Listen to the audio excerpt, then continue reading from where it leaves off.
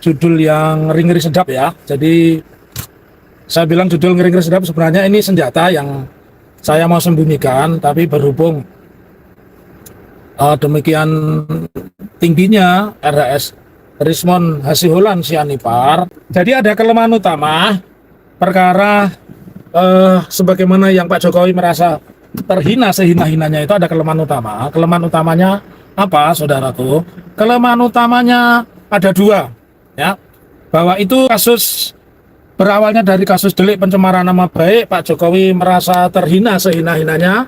Pak Jokowi merasa direndahkan martabatnya, maka Pak Jokowi tanggal 30 April pada saat sidang pertama PMH ya, Pak Jokowi tidak datang, tapi justru membuat pengaduan ke Polda Metro Jaya dengan terlapornya sebanyak 12 orang semula, kemudian mengerucut hanya menjadi 8 ya, mengerucut menjadi 8 karena yang dua dikeluarkan, Babe Aldo dan Michael Sinaga dikeluarkan.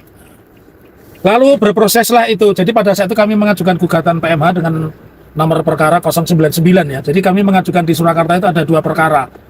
Satu perkara 099 yang baru sidang 4 kali, akhirnya gugatan dinyatakan tidak dapat diterima. Lalu kami membuat gugatan yang baru ya.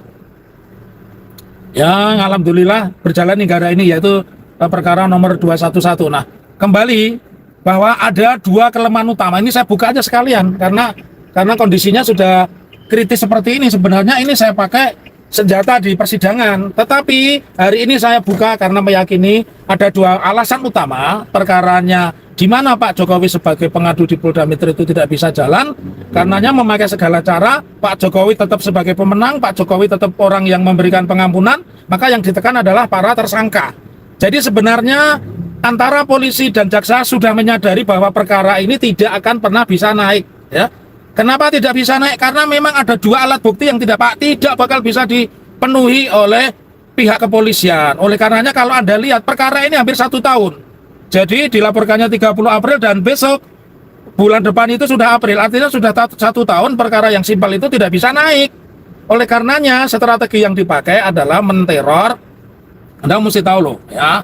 Yang pertama diteror siapa? Pak Kasmujo. Kemudian yang kedua yang diteror adalah mantan Rektor Universitas Gadjah Mada Prof. Sofyan Effendi ya. Yang diteror adalah Egy Sujana, yang diteror Damai Hari Lubis. Kemudian teror berikutnya menimpa RHS Rismond Hasiholan Sianipar. Kenapa? Karena ini dalam rangka menjalankan strategi bahwa kalau perkara ini polos-polosan sampai kapanpun tidak akan pernah bisa naik dua yang tidak bisa dicukupi nanti ya. Karena ini sebenarnya senjata. Dan Anda harus tahu kenapa kasus Gus Nur itu naik. Dulu di dalam kasus Gus Nur saya sebagai ahli, saya bukan sebagai advokat. Nah di dalam perkara Roy Suryo Rismond dan Dr. Tifa saya advokat, sehingga saya bisa memberikan masukan kepada Bala RRT, kepada para prinsipal, termasuk saya memberikan nasihat kepada Dr. Tifa untuk tidak menjawab setiap pertanyaan penyidik. Dan hampir hari ini buktinya kan perkara tidak bisa dilimpahkan. Apa yang diminta oleh jaksa itu ada 2 dan itu tidak mungkin bisa dipenuhi ya.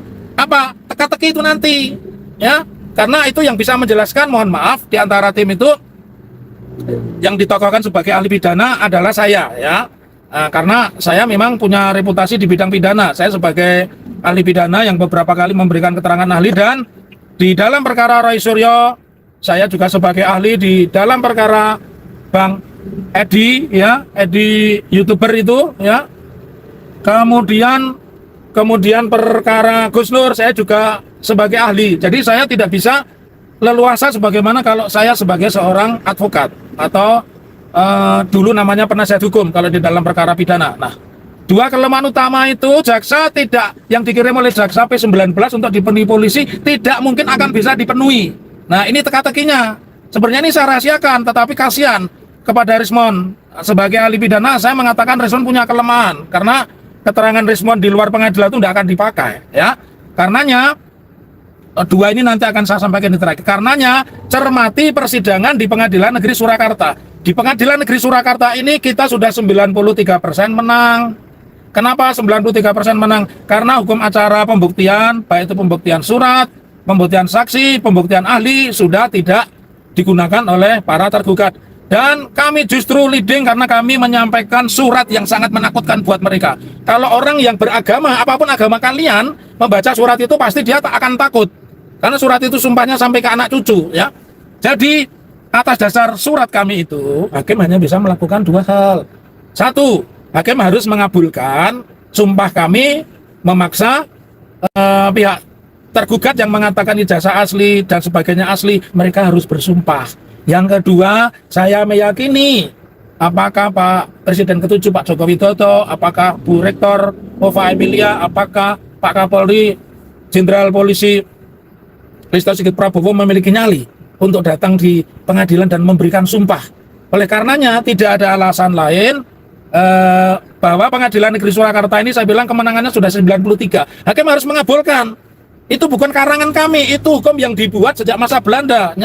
Namanya Burgerlijk Wetboek dan hukum acaranya adalah HR. Tanyakan itu kepada ahli hukum ya. Bukan saya, bukan ngecap.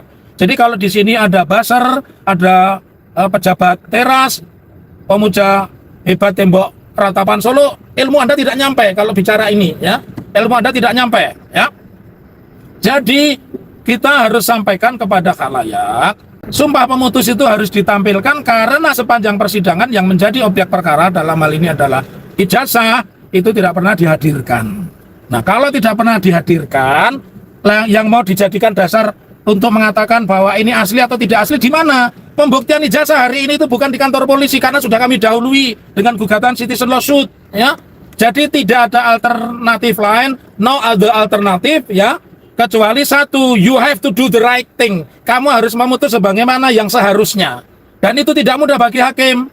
Sebab sumpah pemutus meskipun dicaci maki oleh tergugat atau mungkin tepatnya ditolak keras oleh advokat atau kuasa hukum dari Presiden ke-7 Pak Joko Widodo, dalam hal ini adalah rekan Yakobus de Brito Irfan, doktor, ya. Itu boleh silakan marah-marah, tetapi itu harus sesuatu yang diputus oleh hakim. Dan ketika kami menantang, hakim cuma satu. Kalau kami takut tidak dikabulkan, tapi karena kami berani maka itu harus dikabulkan. Susah kan? Oleh karenanya dari injury time ini Rismond Sianipar ditekan. Sekarang saya menyebut dia bukan Adinda ya, tapi saudara Rismond Hasihulan Sianipar itu ditekan ya. Jadi dia ditekan, saya yakin dan itu saya percaya 162% ceritanya Michael Sinaga, ceritanya Pak Janes, wajahnya di dalam pertemuan terakhir ada rasa takut. Itu juga yang menghantui yang namanya Egy Sujana. Saya kenal Egy sejak tahun 92 ya. Di acara Muktamar P3 saat itu, Egy mimpin demo, tapi saya sebagai anggota DPR termuda Kota Solo pada saat itu ya. Saya tahu mereka. Jadi ini teror. Kenapa diteror? Karena perkara ini tidak akan pernah bisa naik ke pengadilan. Karena apa? Ada dua alat bukti yang tidak mungkin bisa disiapkan oleh kepolisian. Karena apa? Titik lemahnya perkara ini pengadunya adalah Pak Joko Widodo Presiden ke-7. Dan RJ-nya pun juga jelas menyebut Pak Joko Widodo. Artinya perkara ini mau tidak mau harus melibatkan yang namanya Pak Joko Widodo. Jadi ada dua kelemahan. Kelemahan alat bukti itu disadari betul oleh polisi. Makanya sampai hari ini polisi tidak pernah bisa menghadirkan dua alat bukti. Ya. Pertanyaannya, bagaimana kalau kemudian saksi pengadu itu disumpah? Sudah ada jurisprudensi. Anda tahu Nikita Mirzani pernah dilaporkan oleh seorang Dito Mahendra kalau tidak salah. Ya. Dia ditahan, pengadilannya diserang, diputus tanggal 30 Desember 2022. Dan apa yang terjadi? Ini Nikita Mirzani yang sudah ditetapkan tersangka bebas, ya. Karena ada satu yang tidak bisa dipenuhi di dalam persidangan itu. Apa itu? Dito Mahendra tidak bisa hadir di persidangan. Jadi nggak ada cerita perkara pidana itu pemeriksaan saksinya diwakilkan advokat, diwakilkan penasihat hukum, diwakilkan kuasa hukum, itu nggak ada cerita, ya. Ini saya menikmati ya. Saya mungkin banyak orang tanya, pengacara hebat naiknya mobil-mobil Eropa atau minimal Alphard. Saya naiknya truk ya. Naiknya truk. Truk saya ini truk yang kalau Anda pergi ke Bangkok, Anda pergi ke kota-kota di Thailand tuh banyak itu truk seperti saya ini ya. Oke, saya lanjutkan kembali. Jadi dua alat bukti itu tidak bisa dipenuhi dan saya pesan sekali lagi, saya tidak ngancam Anda. Kalau Anda mengkapitalisasi, mengcopy channel apapun, memotong-motong ini, tolong dong itu hak atas kekayaan intelektual. Nanti kalau Anda saya tuntut, akun Anda bisa ditutup loh. Ini informasi ini dari saya, kalau Anda mengutip sebutkan, dikutip dari channel Salam Akal Waras.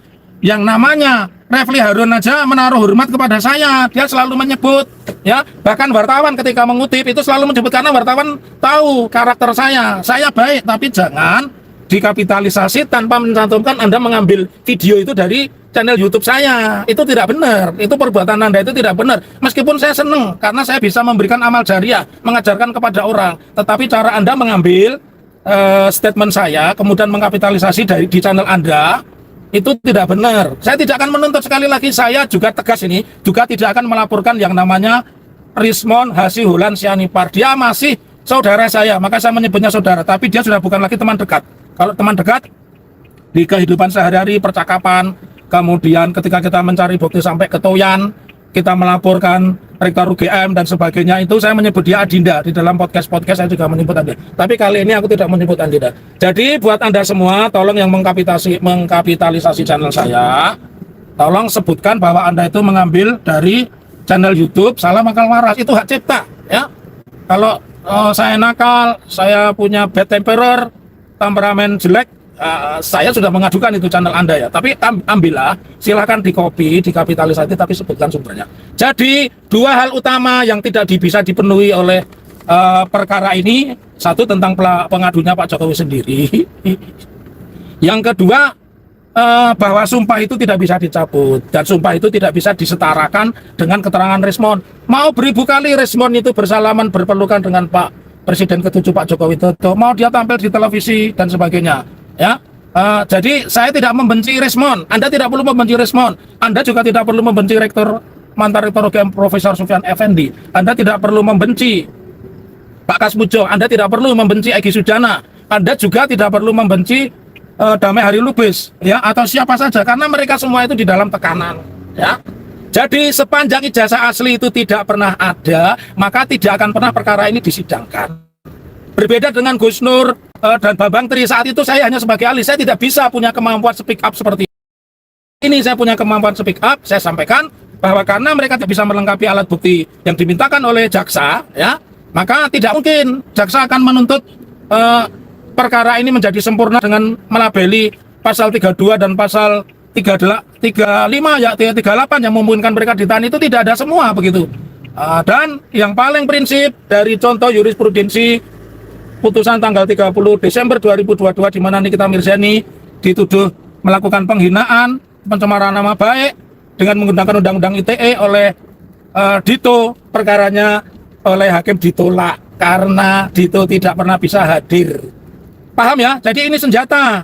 Terpaksa harus saya bongkar, karena kalau tidak saya bongkar, masyarakat tidak ngerti. Makin banyak orang akan diteror nanti, ya. Makin banyak orang akan diteror, dan selalu di dalam pergulatan ini Pak Jokowi akan berada di posisi di peratas. Kalau ibaratnya hubungan pekerjaan itu buruh dan majikan, Pak Jokowi selalu menjadi majikan dan para tersangka itu akan menjadi buruh, dan itu sudah dibuktikan, ya.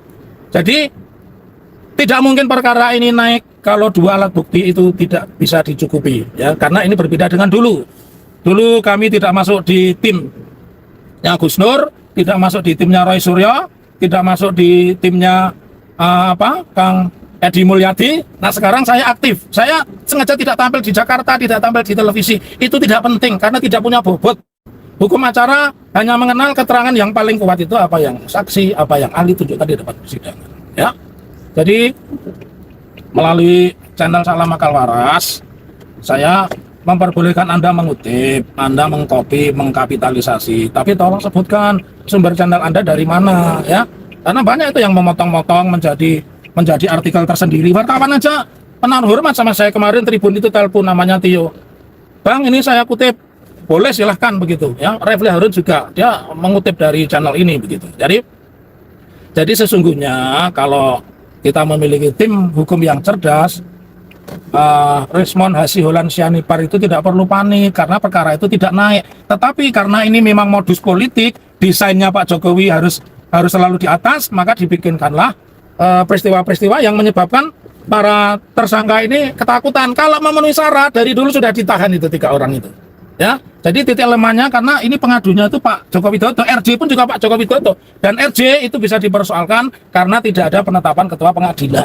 Ya, hukum acara pidana kita sudah memakai hukum acara pidana nomor 20 tahun 2025, dan di situ RJ itu hanya sah apabila sudah dalam bentuk putusan hakim berupa penetapan. Ya, barangkali saya cukup di situ. Nanti saya akan bahas secara khusus tentang persidangan Surakarta, di mana doakan saya hakim harus memutus, karena itu sebuah permintaan di dalam perdata itu, ya, itu kan konsensus kesepakatan kedua belah pihak. Kalau kami mendalihkan, kami meyakini bahwa ijazah itu tidak ada, dan kalau mereka meyakini ijazah ada, kita minta mereka sumpah karena tidak pernah hadir bukti di pengadilan, maka itu harus dipenuhi hakim.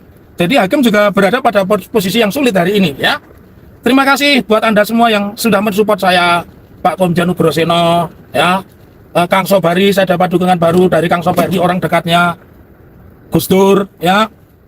Saya juga dapat dukungan dari teman-teman purnawirawan polisi, ya. Polisi aktif pun banyak, tetapi mereka tidak mungkin memberikan dukungan apalagi pernyataan begitu, ya. Saya juga terima kasih buat rektor saya Prof Gunarto, saya terima kasih buat dekan saya Prof Jawadi, yang mereka berdua mensupport, ya, apa yang saya lakukan ini, karena ini bagian dari amar ma'ruf nahi mungkar, ya. Jadi sesungguhnya karena tidak mungkin perkara itu naik dan selalu posisinya Pak Jokowi harus menang, maka mau tidak mau yang dilakukan adalah dengan melakukan teror-teror, ya, teror. Jadi respon, saya tidak akan memisi respon, tapi saya sudah tidak panggil Anda sebagai adinda, tapi saya panggil Anda sebagai saudara. So, kamu tetap saudara saya, tapi sudah bukan lagi hubungannya yang dekat begitu, ya. Semua orang yang menuju kebaikan harus anggap saudara, dan saya menggaransi meskipun Resmond memenuhi syarat material, syarat formil untuk dijadikan tersangka pada kasus sumpah palsu, tapi sekali lagi saya tidak akan pernah melaporkan Resmond Sanipar, karena dia saudara saya, dia orang yang tertekan, dan itu dapat saya dapatkan dari Michael Sinaga, Pak Janes, dan teman-teman yang pada saat itu ketemu dengannya. Saya tidak akan memusuhi mereka semua, dan saya mau berhenti dulu, ya, karena untuk mematikan live ini, ya. Saya berhenti dulu. Doakan saya tetap sehat sehingga saya bisa mencerahkan. Saya mencerahkan karena ini pendapat saya, ya. Saya berusaha mencerahkan. Begitu apa yang bisa kami lakukan kepada Anda semua, ya.